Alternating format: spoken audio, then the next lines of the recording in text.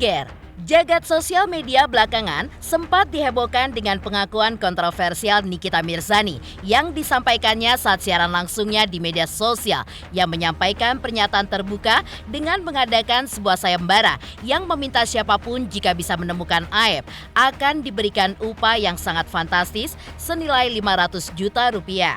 Pernyataan tersebut dibuat Nikita Mirzani tak ayal menimbulkan perdebatan di kalangan masyarakat dan juga praktisi hukum yang menilai apa yang diucapkan oleh Nikita bisa menimbulkan sebuah kegaduhan yang akan terjadi di masyarakat. Lantas, apakah yang dimaksud dengan kegaduhan menurut praktisi hukum Firdaus Oyowobo yang akan terjadi di masyarakat? Seperti apa pula Firdaus menilai sosok Nikita Mirzani yang kini mulai kembali ke setelan pabrik dan berkomentar apapun perihal permasalahan yang kini sedang viral di media sosial. Dan benarkah pula Firdaus Oyowobo memiliki sebuah ide menakjubkan perihal apa yang sedang terjadi dengan Peggy Setiawan pada saat ini? Yaitu akan dibuatnya dalam sebuah bentuk film yang akan mengedukasi masyarakat perihal hukum yang sempat ditetapkan kepada Peggy Setiawan. Sementara itu, yang juga menjadi sebuah kehebohan dengan hadirnya Nikita Mirzani dalam permasalahan Peggy Setiawan kali ini adalah Nikita selain menyindir Peggy, ternyata tiba-tiba saja juga menyindir kuasa hukumnya yang juga dianggapnya tidak memiliki adab. Lalu apa yang dimaksud Nikita dengan menyindir kuasa hukum Peggy Setiawan tersebut? Seperti apa pula kuasa hukum Peggy Setiawan Nicholas Kilikili yang angkat bicara saat disebut tidak memiliki adab oleh Nikita?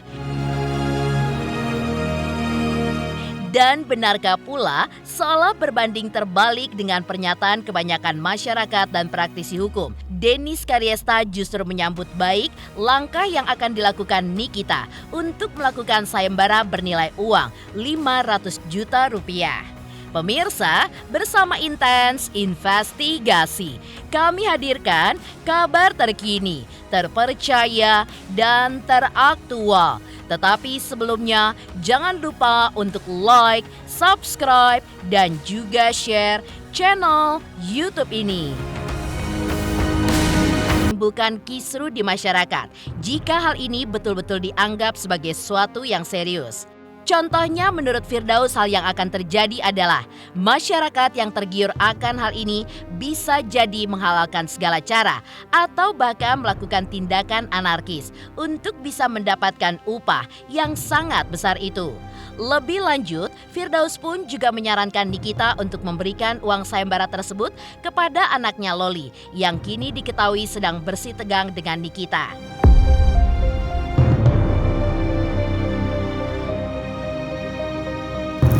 Karena nggak ada kompetensinya juga sih Nikita Mirzani, nggak ada yang sayembara buat apaan gitu. Justru sayembara Nikita Mirzani ini mengundang kisruh ya, dan mengundang bahaya gitu. Kalau seandainya orang tergiur dengan bayaran 500 jutanya Nikita Mirzani, atau Aep ditangkap dengan cara paksa, dikarungin atau diikat atau dibawa mobil dibawa ke Nikita Mirzani, apa dia nggak kena kasus penculikan? Apakah dia kena kasus penyekapan yang termaktub dalam pasal 330 atau 332 atau 3 ya semacam itulah 333 gitu. Penyekapan, penculikan dan lain-lain. Sayembara tuh bahaya loh. Sekarang orang susah duit. Jadi Nikita Mirzani kan sering banget sayembara dulu dengan Bunda Korla kan. Masih duit 100 dipinta lagi katanya. Jadi mah orang gimana nggak tahu saya mau nyari apa gitu dia. Daripada 500 juta buat sayembara, mendingan buat kasih anak itu. Ya, seperti diketahui sebelumnya, sayembara yang dibuat oleh Nikita Mirzani tersebut memang berkenaan dengan seorang saksi mahkota dalam misteri kasus Vina dan Eki Cirebon yaitu Aep. Meminta siapapun dan dari kalangan manapun yang bisa memberitahukan keberadaan Aep lewat nomor telepon yang tertera dalam akun media sosialnya. Hal seperti ini pun agaknya bukan kali pertama dilakukan oleh Nikita.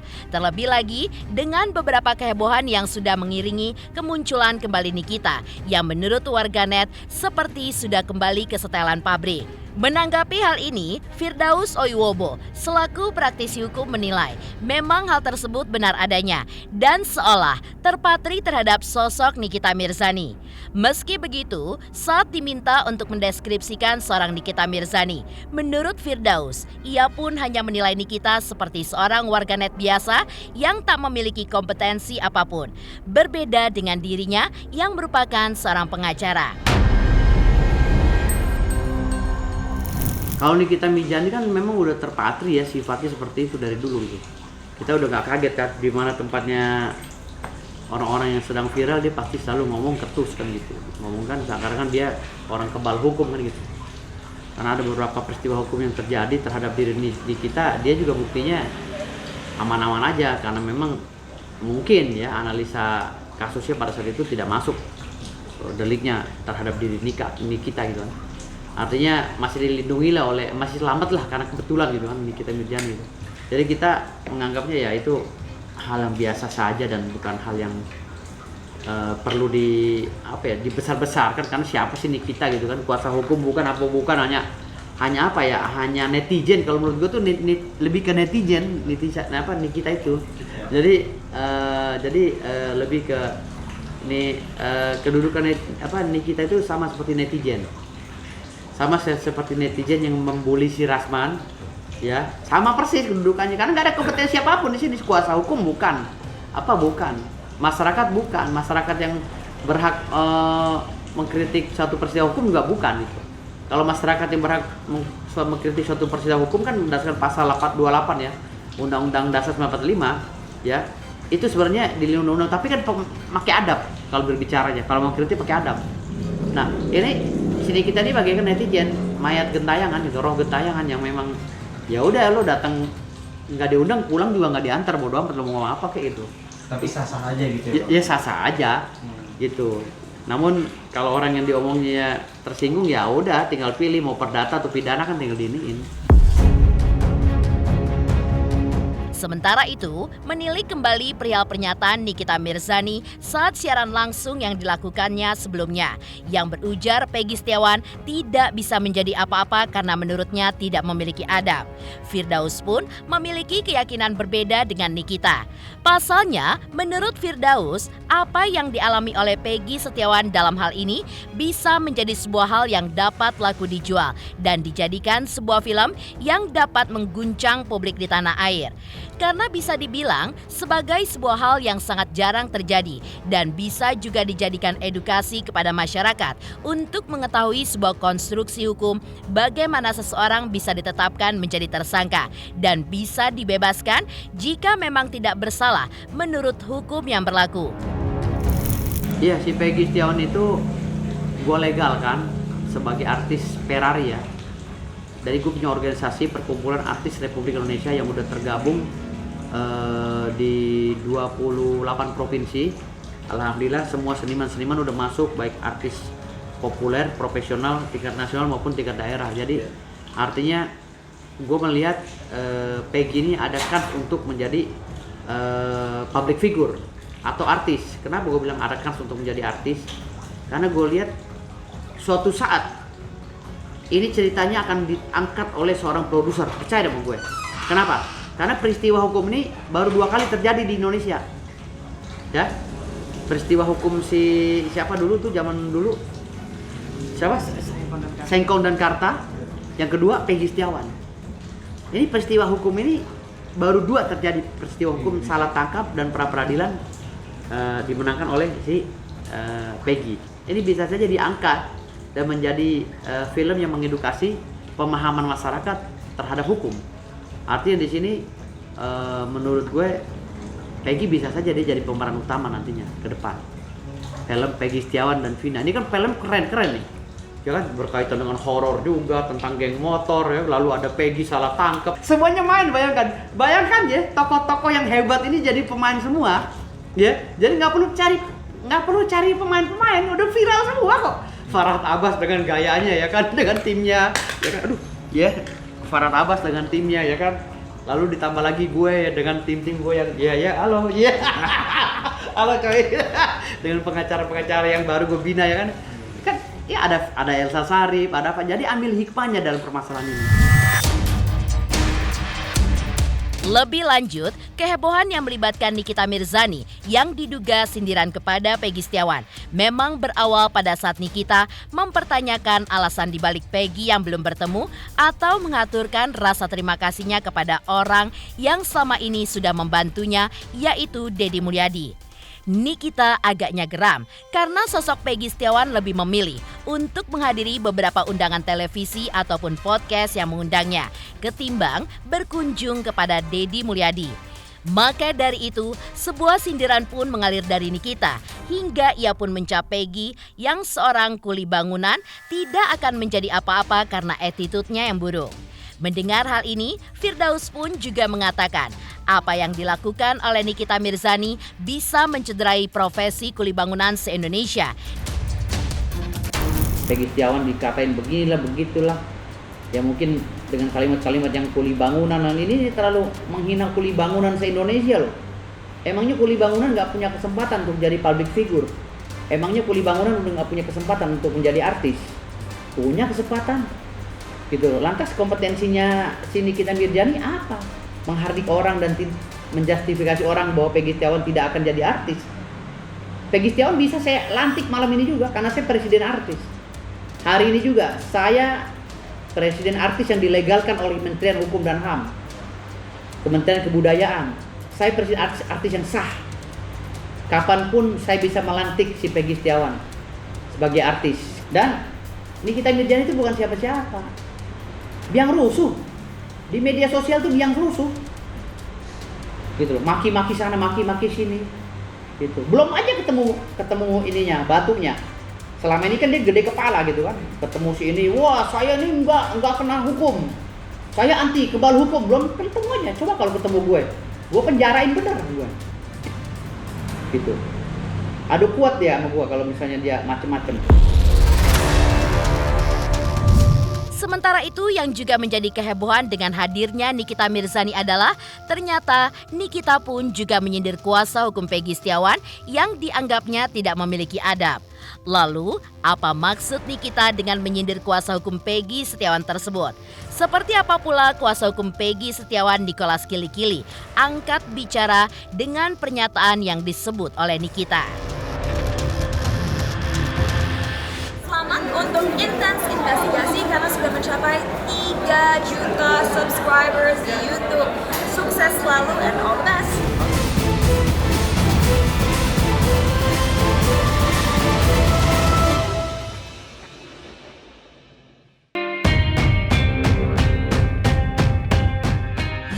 Tak ada yang menyangkal jika sosok Nikita Mirzani adalah orang yang kerap menimbulkan sebuah kehebohan, terutama saat menanggapi apa yang sedang viral di media sosial.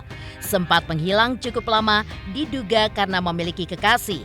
Kali ini yang juga membuat heboh ketika Nikita Mirzani selain menyindir Peggy, ternyata ia pun juga menyindir kuasa hukum Peggy.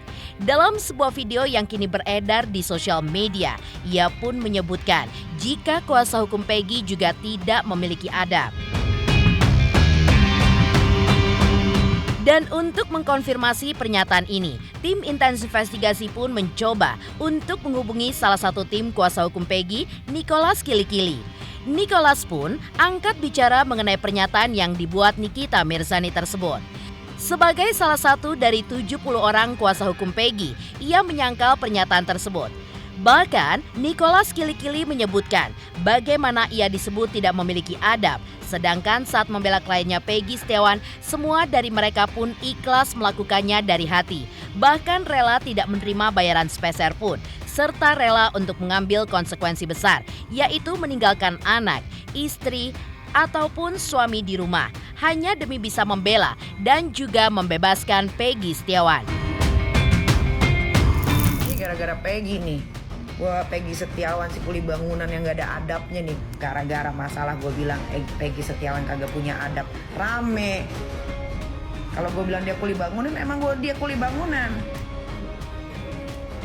Emang dia gak punya adab. Apa? Mau dia dibela satu Indonesia pun kalau dia gak tahu adab, emang gak tahu adab. Sama selawyer-lawyernya gak tahu adab. Tuh, kurang apa lagi? Gue ini tidak bisa disuruh walaupun dibayar, gue punya uang. Tidak bisa gue disuruh. Jadi kuasa hukum itu kan ada banyak. Apakah dia sebut kuasa hukum Nikita Mirzani ini ngomong kuasa hukum itu keseluruhan atau siapa? Karena kuasa hukumnya Peggy 70 orang. Nah, sementara yang bela Peggy ini kalau bilang kuasa hukumnya apa tadi dibilang apa? Kuasa hukumnya nggak punya adab, itu keliru. Kami ini bela Peggy, justru kami punya adab, makanya terpanggil sebagai anak bangsa Indonesia, sesama anak bangsa Indonesia. Kami bela Peggy dengan cuma-cuma, tanpa ada bayaran 1 rupiah pun juga. Kami korbankan semuanya, tinggalkan anak istri, tinggalkan keluarga, datang ke Bandung. Selama 1 bulan kami proses ini kasus sampai sidang selesai, dan oleh anugerah daripada Tuhan, anugerah daripada Allah, Peggy bisa bebas. Ya kan? Jadi kalau dibilang tim kuasa hukumnya Peggy nggak punya adab, itu keliru. Ya. Sangat-sangat keliru. Nicholas juga menyebutkan tudingan yang sebenarnya keluar dari Nikita berlandaskan kepada ketidaktahuannya kepada Peggy Setiawan kliennya. Pasalnya menurut Nicholas, jika bertemu Peggy dan berbincang secara langsung, Nikita pun bisa melihat Peggy sebagai anak yang baik, cukup religius, dan selalu ingin membahagiakan ibunya serta melakukan hal baik untuk agamanya dengan berencana untuk membangun masjid. Saya sebagai kuasa hukum Peggy Setiawan, ya, saya melihat bahwa ketika Nikita Mirzani menyerang Peggy itu bukannya nggak punya adab. Peggy ini anak yang rendah hati, anak yang tahu berterima kasih, anak yang agamais. Ya, dengan siapa saja dia hormat. Cuma kan Peggy walaupun dia sudah bebas, tetapi dia masih dalam kontrol penasihat hukum, dan penasihat hukum itu ada sekitar 70 orang. Makanya kalau misalnya ada yang bilang dia tidak punya adab, itu keliru, karena belum kenal Peggy secara dekat, kan begitu. Jadi sebaiknya datang langsung ke rumah Peggy, ketemu Peggy, ngobrol dengan Peggy, pasti ya, rasanya beda, rasanya lain. Anak ini sopan, anak ini sangat-sangat santun. Nah, makanya saya bilang bahwa saya sudah lihat juga beberapa tayangan-tayangan baik di YouTube maupun di TikTok, di Instagram. Tadi saya mau katakan bahwa saya sepakat dengan Peggy, kalau misalnya mau undang Peggy kemana saja, misalnya mau undang ke podcast, mau ke stasiun TV, atau kemana-mana, minta izin aja sama lawyernya, penasihat hukumnya. Nah, ketuanya kan Bu Yanti itu. Ya, kita permisi lah, ya kan, supaya kita terus, karena Peggy ini masih dalam pengawasan kami. Nanti kalau dia nggak izin, terus ada terjadi sesuatu dengan dia, siapa yang bertanggung jawab? Kan gitu. Nah, makanya saya berharap supaya jangan cepat menjustis orang kalau belum tahu sifat sesungguhnya seperti apa. Sementara itu, saat disinggung mengenai kehebohan yang terjadi akibat pernyataan Nikita Mirzani, kuasa hukum Peggy Setiawan pun juga menyebutkan tidak akan mengambil langkah apapun untuk meredam permasalahan ini. Karena sejatinya dari kliennya pun tidak pernah mempersoalkan apa yang disebutkan oleh Nikita. Lantas, seperti apakah Nicholas Kili-Kili angkat bicara mengenai sayembara uang 500 juta yang dilakukan Nikita untuk menemukan sosok AF? Itu kita harus apresiasi dia. Kita harus mengapresiasi Nikita Mirzani yang membuka sayembara 500 juta. Barang siapa yang menangkap AF. Berarti jangan selalu, itu yang saya bilang, jangan cepat menjustis seseorang itu jelek. Tapi di sisi lain, Nikita juga punya kemanusiaan. Dia ada punya rasa kemanusiaan, rasa peduli terhadap sesama anak bangsa.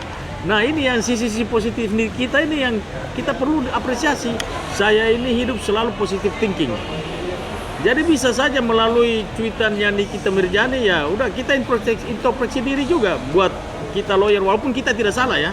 Kita tidak tahu menau dia menyerang kita, membabi buta seperti itu, nggak tahu motivasinya apa. Tetapi biarlah ini juga menjadi pembelajaran buat kita, tetapi kan nanti masyarakat yang menilai. Melihat perilaku seseorang itu kan masyarakat yang lihat, masyarakat yang menilai. Jadi saya tidak terlalu menanggapi lah soal apa yang mau disampaikan oleh Nikita Mirzani tentang penasihat hukumnya Peggy Setiawan. Kalau untuk saya biarin aja lah.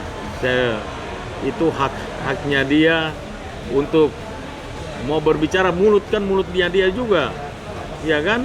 Dia mau ngomong apa, tetapi intinya bahwa dari pihak kami penasihat hukumnya Peggy Setiawan, kami tidak terlalu mau menyikapi dengan bagaimana karena masih ada pekerjaan yang lebih penting yang harus kita lihat ke depan. Justru itulah kerendahan hatinya seorang Peggy Setiawan. Waktu ketemu dia nggak pernah cerita orang lain. Dia nggak pernah cerita kejelekan orang lain atau ada orang yang menyindir dia, menyentil dia, menjelek-jelekan dia, nggak cerita itu. Cuma dia yang kita cerita tentang bagaimana masa depannya, bagaimana dia juga nanti membahagiakan mamanya, bagaimana nanti kalau ada rezeki dia mau bangun masjid. Itu aja yang diceritain, nggak ada cerita orang lain. Ada kalau dia orang yang pendendam atau orang yang merasa bahwa ini kenapa sih hak kemerdekaan saya untuk hidup, hak kebebasan saya hidup selalu diganggu diusik sama orang. Dia seorang yang tidak pemaaf, seorang yang pemberontak. Pasti mungkin dia sudah ngelawan. Tapi lihat, dia nggak pernah cerita, sedikit pun tidak pernah cerita tentang itu. Walaupun dia tahu bahwa banyak yang nggak suka dia, banyak yang jelekin dia, cerita di medsos. Ini kan banyak pernyataan liar tentang Peggy ini yang menyudutkan dia. Tapi anaknya nggak pernah pusingin itu. Dia hanya tetap jalankan ibadah, sholat 5 waktu jalanin, rendah hati, bertegur sapa dengan orang. Dia sudah bebas saja, udah alhamdulillah, dia udah senang. Udah bisa berkumpul lagi, bercanda bersama keluarga, mamanya, adik-adiknya, bersendaguro, bertegur sapa, bisa lagi ketemu papanya, ya. Dia sudah hidup bebas saja, dia udah senang. Makanya dia udah masalah apa yang belum dihadapi. Kalau kita belum sehebat Peggy ini sudah mau diancam hukuman mati loh. Tapi Tuhan selamatkan nyawa dia. Ya makanya dia berpikir bahwa ya untuk apa lagi? Saya sudah melewati fase, udah melebihi semua orang di Indonesia ini. Ancaman hukuman mati. Siapa yang nggak stres? Iya kan? Tetapi lihat, dia karena dia sudah melewati hal yang lebih berat, jadi yang ringan-ringan ini dianggap yang ini soal masalah ringan. Saya nggak mau tanggapi lah. Tidak ada yang menyangka terucap sebuah pernyataan mengejutkan dari Nikita terkait sayembara yang berhadiah 500 juta kepada siapa saja yang bisa menemukan AF. Lalu, seperti apa Dennis Karyesta mendengar hal tersebut? Benarkah ia pun mendukung langkah yang akan dilakukan oleh rekannya tersebut? Selamat untuk intens investigasi 3 juta subscriber, luar biasa sekali 3 juta. Ya pokoknya semakin sukses lah dan bisa menghadirkan sesuatu yang memang baik untuk diperlihatkan.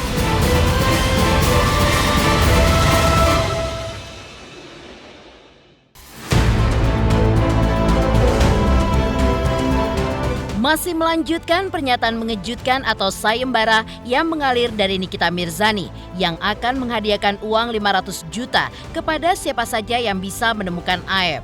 Langkah ini pun ternyata didukung selebgram Dennis Karyesta. Dennis pun mendukung langkah ini agar permasalahan ini pun bisa terungkap dengan ditemukannya AF. Bagus dong kalau misalkan ditemuin lagi si AF-nya, jadi kan dia bisa bersaksi lagi, jadi omongannya benar apa enggak gitu kan, ya bagus lah, semoga cepat ketemu. Tapi ngelihat Niki yang sayembara 500 juta kan? Aja kan emang sering kayak gitu, semangat kan Niki, lanjutkan. Pemirsa Intens Investigasi, jangan lupa saksikan terus Intens Investigasi. Dan pastikan jangan lupa untuk like, subscribe, share, dan komen. Tim redaksi Intens Investigasi juga mengucapkan banyak terima kasih kepada semua subscribers. Hingga kanal Intens Investigasi kini sudah mencapai 3 juta subscribers.